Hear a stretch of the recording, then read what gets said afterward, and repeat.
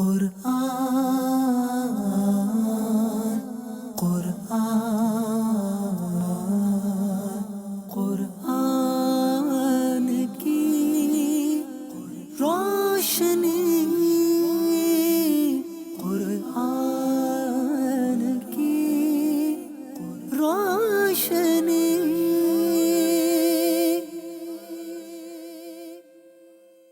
الحمدللہ رب العالمین والصلاة والسلام علی سید المرسلین،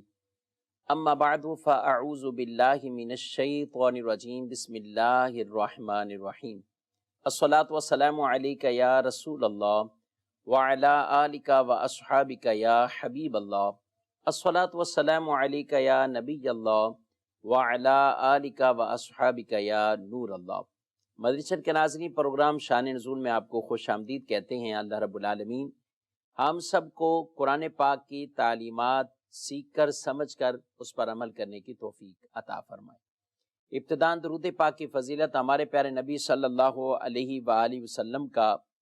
فرمان معظم علی شان ہے، ان اول الناس بی یوم القیامہ اکثرہم علی صلاۃ۔ حضرت عبداللہ بن مسعود رضی اللہ تعالیٰ عنہ سے مروی کہ رسول اللہ صلی اللہ علیہ وآلہ وسلم نے فرمایا، بے شک قیامت کے دن میرے سب سے قریب ترین وہ شخص ہوگا جس نے دنیا میں مجھ پر سب سے زیادہ درود پڑھے ہوں گے۔ اللہ رب العالمین مجھے آپ کو کثرت کے ساتھ درود و سلام پڑھنے کی توفیق عطا فرمائے، اور قیامت کے دن پیارے نبی صلی اللہ علیہ وآلہ وسلم کا قرب خاص بھی ہم سب کو نصیب فرمائے، آمین۔ صلو علی الحبیب صلی اللہ تعالی علی محمد صلی اللہ علیہ وآلہ وسلم، صلاۃ و سلام علیکہ یا رسول اللہ۔ مدرسہ کے ناظرین، اس پروگرام میں ہم بطور خاص کسی ایک آیت مبارکہ کا انتخاب کرتے ہیں، اور پھر اسی کے پس منظر جو ایسا کوئی واقعہ درپیش ہوا ہے یا کسی سوال کے جواب کے اندر وہ آیت مبارکہ کو اللہ نے نازل فرمایا ہے، اور بسا اوقات کفار کی طرف سے کوئی اعتراضات ہوتے تھے اور ان کے جوابات نبی کریم صلی اللہ علیہ وآلہ وسلم بھی دیا کرتے تھے، کبھی آپ خاموشی بھی فرما جاتے تھے، سکوت فرماتے تھے، تو اللہ رب العالمین ان کے جوابات بھی ارشاد فرماتا ہے۔ تو قرآن پاک کی کئی ایسی آیات مبارکہ ہیں جن کے شان نزول بیان کیے گئے۔ شان نزول بھی کہتے ہیں، سبب نزول بھی کہا جاتا ہے۔ تو آج ہم نے جس آیت مبارکہ کا انتخاب کیا ہے وہ 24ویں پارے کی آیت نمبر 34 ہے، سورہ حامیم السجدہ۔ انشاءاللہ اس کا آج ہم درس سنیں گے۔ اللہ رب العالمین قرآن پاک میں ارشاد فرماتا ہے، وَلَا تَسْتَوِي الْحَسَنَةُ وَلَا السَّيِّئَةُ اِدْفَعْ بِالَّتِي هِيَ أَحْسَنُ فَإِذَا الَّذِي بَيْنَكَ وَبَيْنَهُ عَدَاوَةٌ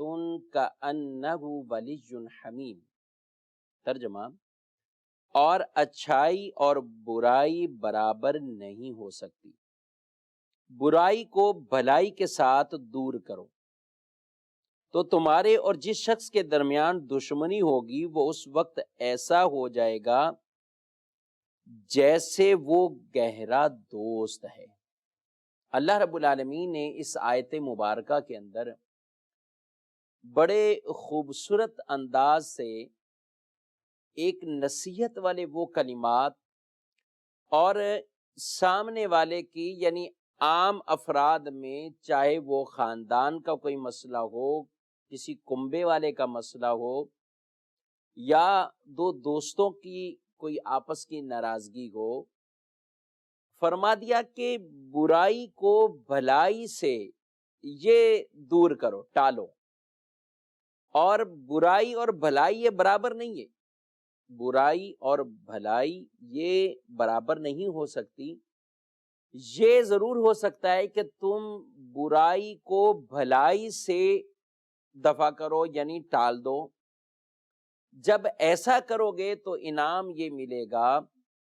اس کا ثمرہ اور فائدہ یہ مل جائے گا کہ جس کے درمیان دشمنی تھی وہ گہری دوستی میں بدل جائے گا، وہ گہری دوستی اس کے ساتھ ہو جائے گی۔ مدرسہ کے ناظرین، اس آیت مبارکہ کے پس منظر میں کئی ایسے واقعات کو بیان بھی کیا گیا، اور رسول اللہ صلی اللہ علیہ وآلہ وسلم کے انداز کو بھی بیان کیا گیا۔ بالخصوص فرمایا گیا کہ یہ آیت ابو سفیان کے بارے میں اس وقت نازل ہوئی کہ جب ان کی شدید عداوت کے باوجود نبی کریم صلی اللہ علیہ وآلہ وسلم نے ان کے ساتھ نیک سلوک کیا، ان کی صاحبزادی کو اپنی زوجیت کا شرف دیا، تو نتیجہ یہ نکلا کہ ابو سفیان تاجدار مدینہ صلی اللہ علیہ وآلہ وسلم سے سچے محبت کرنے والے بن گئے، مومن بھی ہوئے، اور جانثار صحابہ میں ان کا شمار بھی ہوتا ہے، یعنی صحابی بھی بن گئے۔ حالانکہ ابو سفیان کی جو پہلے کی زندگی تھی، ایک طویل عرصہ جو لے لیں، جس میں ابو سفیان یہ ان لوگوں کی صفوں میں تھے، یعنی مسلمان ہونے سے پہلے ان لوگوں کی صفوں میں تھے کہ جو مسلمانوں کے خلاف بڑی بڑی پلانگیں بناتے، مسلمانوں کے نبی کو یا مسلمانوں کو کس طرح تکلیف پہنچائی جا سکتی ہے، ان صفوں میں تھے۔ لیکن رسول اللہ صلی اللہ علیہ وسلم کا صرف ان کے ساتھ نہیں، وہ تمام لوگ اور مکے کے وہ بڑے بڑے لوگ جنہوں نے طرح طرح سے آپ کو تکلیفیں پہنچائی ہیں، آپ صلی اللہ علیہ وآلہ وسلم نے صبر سے، حلم سے، بردباری سے جو انہیں جواب دیا، تو ان میں سے ایک تعداد ایسی تھی کہ جو آپ صلی اللہ علیہ وآلہ وسلم کی ذات پر کلمہ پڑھ کر مسلمان ہوئے اور شرف صحابیت سے بھی سرفراز ہو گئے۔ یاد رکھیں مدنی چینل کے ناظرین، صحابہ اکرام علیہ مردوان، وہ چاہے وہ صحابہ جو فتح مکہ سے پہلے مسلمان ہوئے تھے یا وہ صحابہ جو فتح مکہ سے بعد مسلمان ہوئے ہیں، بے شک فضیلت میں وہ زیادہ ہیں جو فتح مکہ سے پہلے مسلمان ہوئے،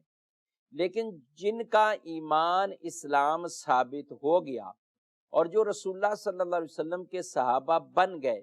تو وہ اب شرف صحابیت سے سرفراز گئے، ان کے لیے فضائل بیان کیے گئے ہیں، وَكُلًّا وَعَدَ اللَّهُ الْحُسْنَى، ان کے جنتی ہونے کی اللہ نے بشارت عطا فرمائی ہے۔ اس لیے اب صحابی کے بارے میں کوئی بھی کسی طرح کا دل کے اندر اپنے دماغ میں صحابی کسی کے بارے میں یہ کہنا کہ وہ حالت کفر میں جو پہلے کچھ ان سے معاملات سرزد ہوئے یا وہ اسلام کے خلاف یا مسلمانوں کے خلاف انہوں نے جنگیں لڑی ہیں، تو اب ان کو بنیاد بناتے ہوئے کسی بھی صحابی پر طعن کرنا یہ ہرگز ہرگز جائز نہیں ہے۔ ہمیں پیارے نبی علیہ السلام نے اپنے صحابہ کے ساتھ اچھا سلوک اختیار کرنے کا حکم دیا ہے، ان کو اچھائی کے ساتھ یاد کرنے کا حکم دیا ہے، ان کے احترام کرنے کا ہمیں حکم دیا ہے۔ تو چاہے فتح مکہ سے پہلے کے کوئی ہوں یا فتح مکہ کے بعد کے ہوں حضور علیہ السلام کے صحابی، اور وہ سب کے سب وہ ہیں کہ جن سے اللہ نے جنت کا وعدہ فرما لیا ہے۔ تو یہ آیت مبارکہ ابو سفیان کے حوالے سے یہ نازل ہوئی، اور باوجود اس کے کہ ان کے دل میں اسلام کی اس وقت یا مسلمانوں کی ایک عداوت تھی، جس وقت یہ خود حالت کفر میں تھے، لیکن بعد میں پھر جب یہ مسلمان ہو گئے تو پھر حضور علیہ السلام کے جانثار صحابہ میں ان کا شمار ہونے لگا۔ اس آیت مبارکہ میں یہ فرمایا گیا وَلَا تَسْتَوِي الْحَسَنَةُ وَلَا السَّيِّئَةُ، کہ اچھائی اور برائی برابر نہیں ہو سکتی۔ مراد یہ ہے، مفسرین نے معنی یہ بیان کیا ہے کہ نیکی اور گناہ یہ برابر نہیں ہے، بلکہ نیکی خیر ہے اور گناہ شر ہے، اور شر اور خیر یہ کبھی برابر نہیں ہو سکتے۔ اور یہ بھی معنی ایک بیان کیا گیا کہ نیکیوں کے مراتب یہ برابر نہیں ہیں، بعض نیکیاں بعض دوسری نیکیوں سے بڑی اعلیٰ ہیں، ان میں ثواب زیادہ ہے، ان میں اللہ کا قرب زیادہ ہے، بعض نیکیاں بعض نیکیوں سے زیادہ درجے والی ہیں، ثواب والی ہیں۔ اسی طرح گناہوں کے مراتب بھی یہ برابر نہیں ہیں، یعنی بعض گناہ ایسے ہیں کہ ان کے اندر شدت اور بڑھ جاتی ہے اس گناہ میں، یعنی گناہ ہونے میں تو وہ برابر ہیں، لیکن گناہ بعض ایسے ہوتے ہیں کہ جس میں اس طرح کی شدت نہیں ہے، اسی طرح جس طرح نیکیوں میں بعض نیکیوں پر اعلیٰ ہوتی ہیں، اسی طرح بعض گناہ بھی ایسے ہوتے ہیں کہ جو سخت ترین اور شدت والے ہوتے ہیں۔ اس کی ایز اے گناہ جتنی بھی مذمت کی جائے وہ کم ہے، لیکن بعض چیزیں اور ساتھ مل جاتی ہیں جس کی وجہ سے ان کی مذمت اور زیادہ بڑھ جاتی ہے، اور اس پر اور اللہ کا زیادہ سخت وہ عذاب ہوگا۔ اب مثال کے طور پر ایک عام دن میں کوئی آدمی گناہ کرتا ہے، اور ایک یہی گناہ خاص رمضان کے دنوں میں کرے، یہی گناہ خاص کسی ایسے مقام پہ کرے، ایک مسجد سے باہر گناہ کر رہا ہے، ایک مسجد کے اندر آ کر گناہ کرتا ہے، تو گناہ ہے۔ کوئی عام حالت میں گناہ کرتا ہے اور ایک حالت احرام میں گناہ کرتا ہے۔ تو بعض حالتیں، بعض جگہیں اور بعض وقت ایسے ہوتے ہیں کہ جن میں انہی گناہوں کی شدت اور بڑھ جاتی ہے۔ تو اس لیے نہ نیکیاں ان کے مراتب برابر ہیں اور نہ گناہ ان کے مراتب برابر ہیں، بلکہ گناہ بھی بعض گناہوں پر بہت شدت والے ہوتے ہیں۔ تو لہذا لوگوں میں اچھے لوگ وہ ہیں کہ جو نیکیوں میں بڑی بڑی نیکیاں، یعنی بڑے مراتب والی نیکیاں وہ سر انجام دیتے ہیں، اور بدترین وہ ہیں کہ گناہ تو گناہ ہیں لیکن وہ ایسے گناہ جو کرتے ہیں کہ جن کے اندر اور شدت زیادہ ہے۔ تو لہذا یہاں پر یہ فرما دیا گیا کہ اچھائی اور برائی یہ برابر نہیں ہو سکتی، اچھائی اچھائی ہے اور برائی برائی ہے۔ اور یہاں علماء کرام نے ایک دو باتیں اور بھی مزید فرمائی ہیں کہ نیکی ہر حال میں نیکی رہے گی، نیکی ہر حال میں وہ نیکی رہے گی، خواہ معاشرے کے رسم و رواج کے مطابق ہو یا نہ ہو، اور برائی ہر حال میں برائی رہے گی، چاہے وہ رسم و رواج کے مطابق ہو، لوگوں کے رہن سہن کے موافق ہو، لوگوں کی طبیعتیں اس سے گھن کھائیں یا نہ کھائیں۔ جو اللہ کی نافرمانی والا کام ہے وہ نافرمانی والا کام ہی رہے گا، نافرمانی والا کام ہی وہ کہلائے گا۔ دوسری بات یہ ارشاد فرمائے گی کہ صحیح عقیدے اور برے عقیدے والا یہ بھی دونوں برابر نہیں ہو سکتے۔ جب اعمال کے اندر کوئی کوتاہی اور کمی ہو جائے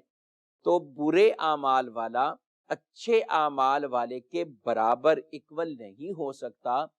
تو اسی طریقے سے جو برے عقیدے رکھتا ہے، بد عقیدے رکھتا ہے، وہ صحیح العقیدہ کا کبھی بھی برابر، کبھی بھی اکول نہیں ہو سکتا۔ اس آیت مبارکہ میں آگے جو ارشاد فرمایا ادفع باللتی ہی احسن، فرمایا کہ برائی کو بھلائی کے ساتھ دور کر دو، برائی کو بھلائی کے ساتھ۔ سامنے والے سے شر پہنچ رہا ہے، آپ کی طرف سے اسے خیر پہنچ جائے۔ سامنے والے کی طرف سے غصہ آ رہا ہے، آپ کی طرف سے صبر ہو جائے۔ سامنے والے کی طرف سے کوئی انتقامی کاروائی ہے، آپ کی طرف سے بردباری اور حلم کا مظاہرہ ہو جائے۔ تو یہ وہ چیزیں ایسی کہ سامنے والا ظلم کرتا ہے، آپ اسے معاف کرتے ہیں، وہ محروم کرتا ہے لیکن آپ اسے عطا کرتے ہیں۔ تو یہ ایسی چیزیں ہیں کہ جو برائی کو ختم کر دیتی۔ ہم معاشرے میں یہ مقولہ، یہ جملہ بڑا سنتے ہیں کہ اینٹ کا جواب پتھر سے دیا جائے گا، اینٹ کا جواب اینٹ سے نہیں بلکہ پتھر سے دیا جائے گا۔ نہ، ہمارے دین کی تعلیم یہ نہیں ہے۔ ہمارے رسول صلی اللہ علیہ وآلہ وسلم تو وہ گئے کہ جنہوں نے گویا پتھر بھی کھائے، ان کو اگر اس طریقے سے بھی تکالیف پہنچائی گئی، اور پھر کہا بھی گیا کہ اگر آپ ان کے لیے کوئی ایسی دعائیں ضرر کر دیں یہ تباہ و برباد ہو جائے، تو رسول اللہ صلی اللہ علیہ وآلہ وسلم یہی فرماتے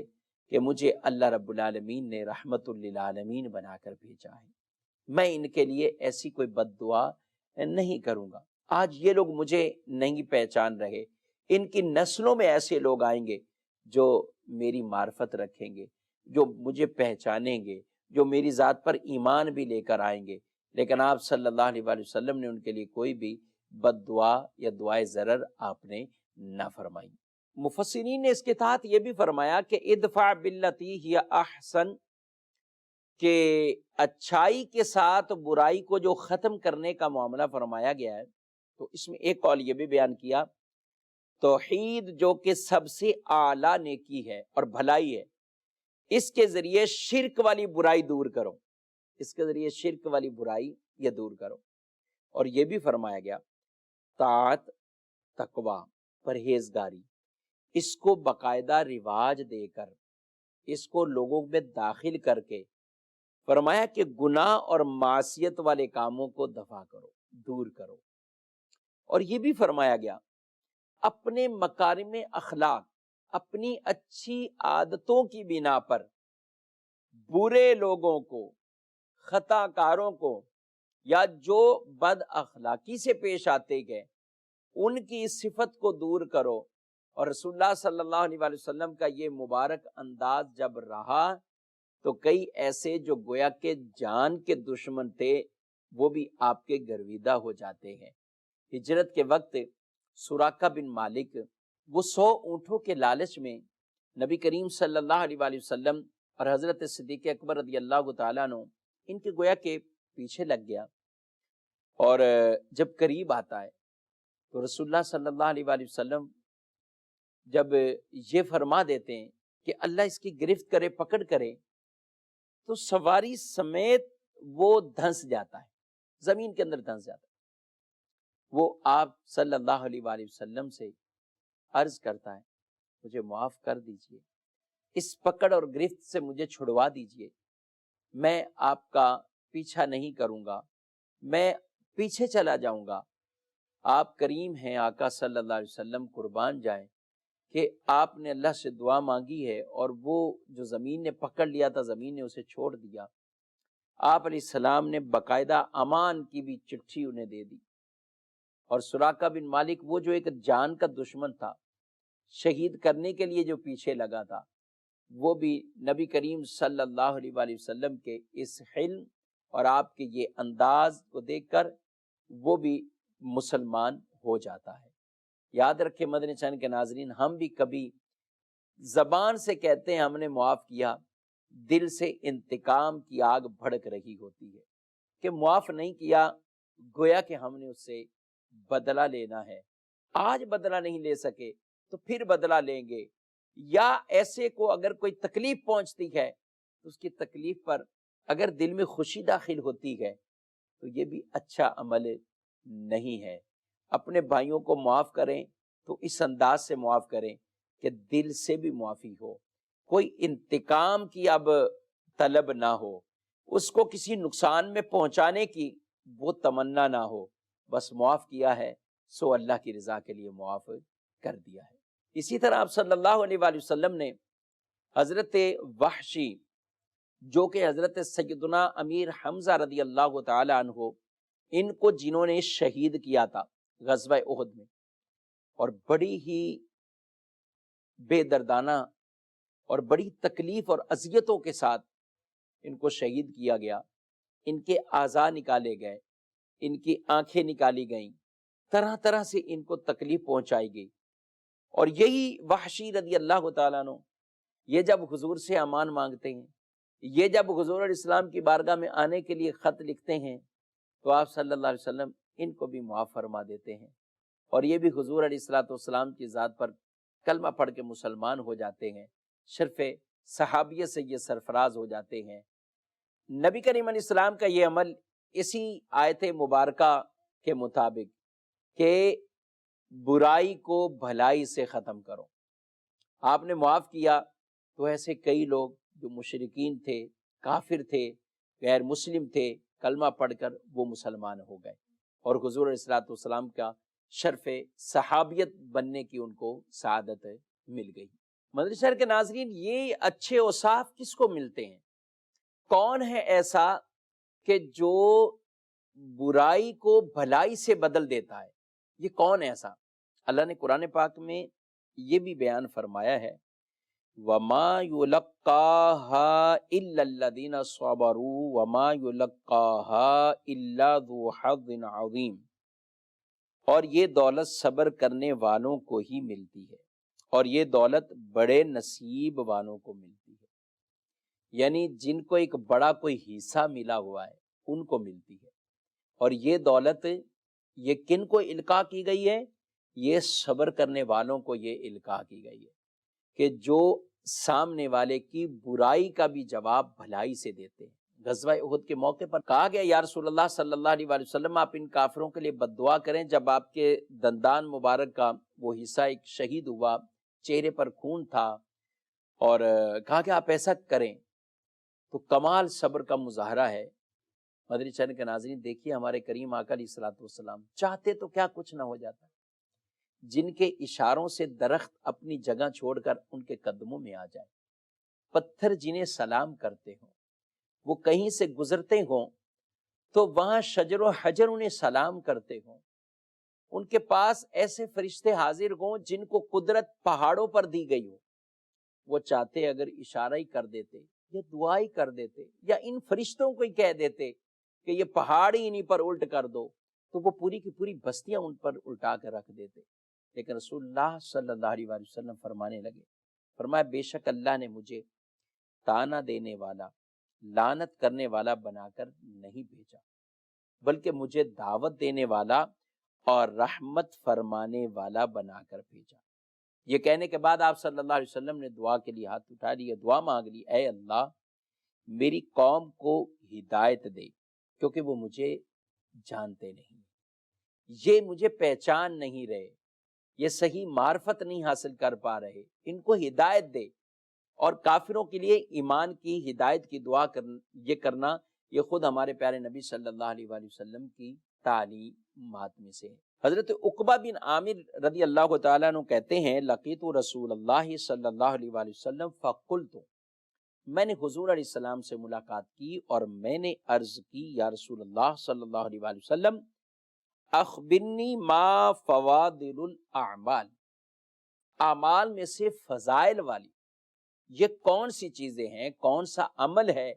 کہ جن کے بڑے بڑے فضائل ہوں؟ تو آپ صلی اللہ علیہ وسلم نے فرمایا ان تعطی من حرمک، کہ تم اسے عطا کرو جو تمہیں محروم کرتا ہے، وتصل من قطعک، اور اس کے ساتھ صلہ رحمی کرو جو تم سے قطع تعلق کرتا ہے، تم سے توڑتا ہے تم اس سے جوڑو، تم اس سے جوڑو، وتعفو عمن ظلمک، اور اسے معاف کرو جو تم پر ظلم کرتا ہے۔ سبحان اللہ، کیسی شاندار اس آیت مبارکہ کی عملی یہ تفسیر ہے کہ جسے حضور علیہ السلام قولی طور پر بیان بھی فرما رکھے گئے اور خود بھی آپ اسی پر عمل کرتے تھے کہ کتنے کتنے معاملات ہوتے آپ معاف فرما دیتے، درگزر کر دیتے۔ اور یہ ہمیں بھی تعلیم یہی ارشاد فرمائی ہے کہ جو تمہیں محروم کرے تم اسے عطا کرو، جو تم پر ظلم کرے تم اسے معاف کرو، اور جو تمہارے ساتھ توڑے تم اس کے ساتھ جوڑنے کی کوشش کرو۔ دوسری حدیث پاک مسلم شریف کی حضرت ابو ہریرہ رضی اللہ تعالیٰ عنہ سے روایت ہے، وہ کہتے ہیں کہ رسول اللہ صلی اللہ علیہ وآلہ وسلم نے ارشاد فرمایا ما نقصت صدقۃ من مال وما زاد اللہ عبدا بعفو الا عزا وما تواضع احد للہ الا رفعہ اللہ۔ فرمایا کہ صدقہ مال میں کوئی کمی نہیں کرتا، صدقے سے مال میں کوئی کمی نہیں ہوتی، اور پھر فرمایا اور معاف کرنے سے اللہ تعالیٰ بندے کی عزت بڑھا دیتا، اور جو اللہ کے لیے عاجزی کرے اللہ اسے بلندی عطا فرمائے گا، اللہ کے لیے جھک جاتا ہے رب اسے رفعت عطا فرماتا ہے، رب اسے بلندیاں عطا فرماتا ہے۔ آدمی معاف کرتا ہے اللہ اس کی عزت میں اضافہ کرتا ہے، آدمی اللہ کی راہ میں صدقہ کرتا ہے تو مال میں کمی نہیں ہوگی، بلکہ اس مال میں مزید اضافہ، اس میں مزید برکت اور رحمتیں وہ شامل ہو جاتی ہیں۔ مدنی چینل کے ناظرین، بہت سے لوگ ایسے ہوتے ہیں کہ جو بدلہ لینے پر قادر ہی نہیں ہیں، اب ان کے پاس سوائے معاف کرنے کا یا صبر کرنے کے علاوہ کوئی چارہ ہی نہیں ہے۔ ایسا نہیں ہے کہ ہم ایسے لوگ پر ظلم کرتے رہیں کہ وہ ہمارا کیا بگاڑ سکتے ہیں، نہ میرے بھائی، جو بدلہ لے لیتے ہیں وہ تو دنیا میں لے لیا اس نے، اور بعد بدلہ لینے میں بھی کچھ اضافہ کر دیتے ہیں، انتقام برا لیتے ہیں، یعنی جس چیز کا بدلہ لینا ہے اس کے اوپر الٹا اور زیادتی کر دیتے ہیں۔ اور بعض وہ لوگ ہیں کہ جو بدلے تو نہیں لے سکتے وہ اپنا معاملہ اللہ پہ چھوڑ دیتے، ان سے ڈرنا چاہیے۔ یہ اور ان کے اوپر یہ ظلم ہے اور یہ مظلوم ہے، ان کی آہیں اور بددعا جو لگیں گی علامان الحفیظ۔ اور وہ شخص جو جواب دینے پر، بدلہ لینے پر قادر ہے، پھر بھی غصے کو پی جاتا ہے۔ نبی کریم علیہ السلام نے فرمایا من کظم غیظا وهو قادر علی ان ينفذہ، کہ جو غصے کو پیتا ہے حالانکہ وہ قادر تھا، قدرت رکھتا تھا کہ اسے نافذ کرتا، تو کیا ہوگا؟ کہا قیامت کے دن دعاہ اللہ علی رؤوس الخلائق یوم القیامہ، اللہ اسے بلائے گا، لوگوں کے سامنے بلائے گا۔ اور کیوں لوگوں کے سامنے بلائے گا؟ حتی یخیرہ فی ای الحور شاء، اسے یہ اختیار دے گا کہ جنت میں حوروں میں سے جسے چاہے پسند کر، یہ اسے اختیار اللہ دے گا۔ ایک اور حدیث پاک ہے، نبی کریم علیہ الصلوۃ والسلام نے فرمایا من اعطی فشکر، اچھے عمل یہ انسان کو اپنی طبیعت میں داخل کرنے چاہیے، جسے کچھ دیا گیا ہو وہ شکر کرے، وابتلی فصبر، اور جسے مبتلا کسی میں کر دیا گیا ہو، کوئی بیماری آ گئی ہو، کسی چیز میں مبتلا ہو گیا ہو، آزمائش آ گئی ہو، اس پر صبر کرے، وظلم فاستغفر وظلم فغفر، اور وہ ظلم کر بیٹھے تو پھر استغفار کرے، استغفار کرے، فظلم فغفر، اور اگر اس پر کوئی ظلم کیا جا رہا ہو تو وہ معاف کرتا، وہ معافی دیتا ہے۔ ثم سکت فقالوا یا رسول اللہ ما لہ، پھر حضور خاموش ہوئے تو صحابہ نے کہا یا رسول اللہ ان کے لیے کیا اجر ہے، یہ کون سے لوگ ہیں؟ فرمایا اولئک لہم الامن وہم مہتدون، یہ امن والے ہیں اور یہی لوگ ہدایت والے، یہی امن والے ہیں، یہی لوگ ہدایت والے۔ قیامت کے دن ایک منادی ندا کرے گا کہ جن لوگوں کا حق اللہ کے ذمہ کرم پر ہیں وہ کھڑے ہوں، جنت میں چلے جائیں، تو لوگ اعلان سنیں گے، پھر وہ اعلان کرے گا، دوسری بار پھر اعلان کرے گا، پھر لوگ اس سے پوچھیں گے کہ کن لوگوں کا حق اللہ کے ذمہ کرم پر ہے، وہ لوگ تو بتائیے۔ تو وہ کہے گا جس نے دنیا میں کسی کو معاف کیا ہوگا ان کا حق اللہ کے ذمہ کرم پر آ جائے۔ اب جب تیسری بار اعلان کرے گا تو ہزاروں لوگ کھڑے ہوں گے اور اللہ انہیں بلا حساب جنت میں داخلہ فرما دے گا، جنت میں داخلہ۔ آج ہم کسی کو معاف کرتے ہیں، اللہ ہمارے گناہوں کو معاف فرمائے۔ الا تحبون ان یغفر اللہ لکم، کیا تم یہ پسند نہیں کرتے اللہ تمہاری غلطیوں کو معاف فرمائے، تمہارے گناہوں کو معاف فرمائے؟ بے شک ہم سب کو یہی محبوب ہونا چاہیے، ہم لوگوں کی غلطیاں معاف کریں، رب ہماری خطاؤں کو، ہماری غلطیوں کو معاف فرمائے۔ مدنی چینل کے ناظرین نے اپنے پروگرام ملاحظہ کیا ہے کس کس انداز سے ہمیں ہمارا رب بھی فرماتا ہے کہ کسی کو برائی کا برائی سے بدلہ نہ دو بلکہ بھلائی کے ساتھ اسے بدلا۔ ہمارے دین نے، ہمارے پیارے رسول صلی اللہ علیہ وسلم کی تعلیم نے بھی ہمیں یہ سب کچھ واضح کر کے بتایا۔ اللہ رب العالمین مجھے آپ کو ان باتوں پر عمل کی توفیق عطا فرمائے۔ مدنی چینل دیکھتے رہیے، مدنی چینل کا ساتھ بھی دیتے رہیں، آمین بجاہ النبی الامین صلی اللہ علیہ وسلم۔